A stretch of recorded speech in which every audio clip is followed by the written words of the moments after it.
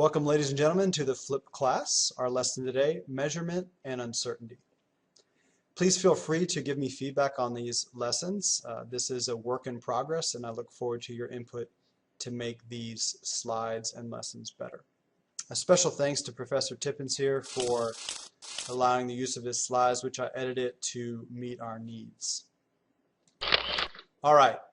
In a physical science like chemistry or physics, we are often concerned with measuring physical quantities. Okay, in the case of physics, something like length or the amount of electric charge in a battery or the time it takes to complete something. We want to record these measurements with the appropriate devices, but we also want to express the measurements properly. Okay, and it turns out that every measurement has an uncertainty associated with it. In other words, there's no measurement that you can make that is 100% accurate or 100% precise. Right? There's a lot of reasons for that. Here are some of them. Okay, so no measurement that you make will be 100% precise. We say that every measurement has some uncertainty or error associated with it. Error comes in two varieties, the random and the systematic variety. Okay, random error is going to make your reading sometimes be smaller, sometimes larger than the true value, right? Something like the reaction time if you're operating a stopwatch, or environmental changes that are beyond your control, or perhaps equipment malfunction. Okay, there is something you can do to reduce random error. You've done it many times if you've collected data in an experiment. You take that measurement over and over and take an average, right? So as to compensate for the times that you measure too high and measure too low. All right, the other kind of error is systematic error, and it typically is due to the equipment or the process being used. All right, in the case of systematic error, you tend to produce measurements that are consistently skewed to one side of the true value. So maybe you have a flawed process that will produce values consistently larger than the true value, or a flawed instrument that produces measurements consistently smaller than the true value. Okay, some examples here would be someone consistently making the same error in measurement, or an instrument that's not calibrated correctly. I have some specific examples here. Okay, this is an example of parallax error. Okay, so if you're measuring the length of something, you should line your eye up exactly with the end of the ruler so that you can get an exact measurement, right? The exact measurement would be right here. Okay, but if you're not looking at it head on, you're going to see that you're going to see it to be right here, which is a value larger than it should be. And if you measure a lot of objects this way, all of your lengths are going to be skewed to larger than the true value. Okay, so that's an example of a systematic error in your process. Okay, a process systematic error. All right, here's another example of systematic error measuring with a pendulum. Let's look at another systematic error that's due to instrument rather than process. Okay, in this case, this is a voltmeter, right, used to measure voltage in a circuit. In this case, that needle obviously should be on the zero, but it's not. Now this is probably an analog voltmeter, right, an old school voltmeter. And they often come with these screws right here that you can adjust to move the needle to be on zero. But since it's not on zero, right, if you take a series of measurements with this measuring device, you're going to get values that are consistently smaller than the true value, right, because that needle is not starting at zero. So that's an example of a systematic error where all your values are going to be skewed to smaller than true, right, because of an instrument calibration issue. All right. So these are some reasons for error. There are two types, systematic and random. So when it actually comes to recording a measurement, right, in a lab or experimental situation, how are you going to express those errors, right, that uncertainty? Well, we're going to use the plus or minus symbol, right? We're going to have a value like 2.5 plus or minus 0.1, right? That's how we express the uncertainty. Well, let me show you how we do that more precisely, okay? There's a starting point for estimating uncertainty. And that is looking at the value of the smallest division on your measuring device. Okay, the smallest division on your measuring device is referred to as the least count. Okay, again, let's be specific with an example. Here's a ruler. Okay, we're trying to measure the length of this beige object.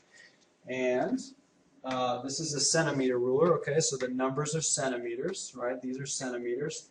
And that makes the smallest division, right? The least count is this space right here, okay? And you can see that that least count is going to have a value of 0.1 centimeters. So we would say that the value of the least count on this scale is 0.1 centimeters, and therefore our minimum amount of error is 0.1 centimeters. So if I wanted to express this measurement, right, the length of this beige object, I would express it this way.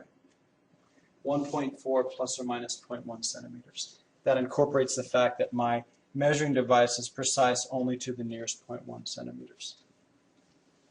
All right, now you may be surprised, okay, that we can't be more precise. In other words, why can't I say that it's like 1.45 centimeters, okay? Well, that's not unreasonable, but I want you to consider something that maybe you haven't before, okay?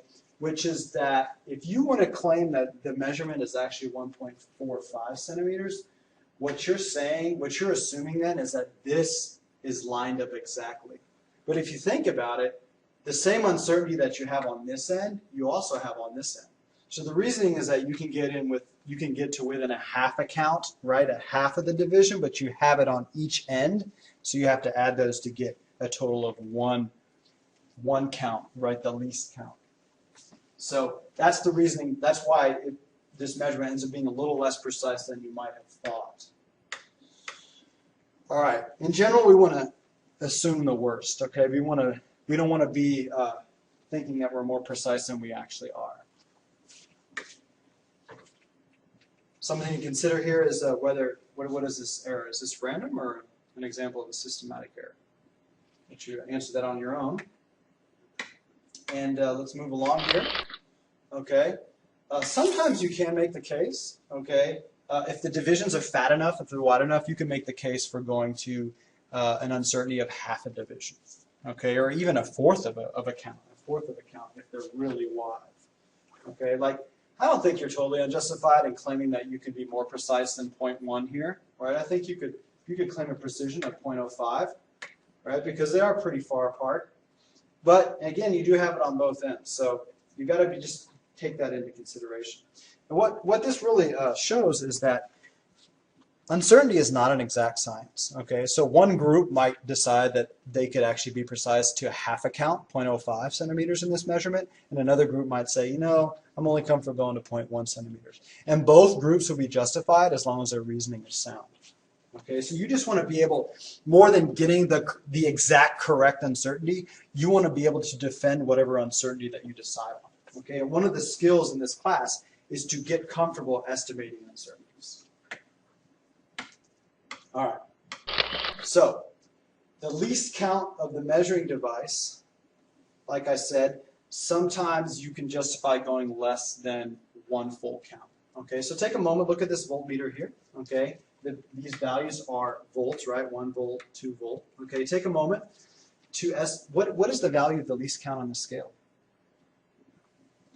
Okay, that's right, it's 0.01.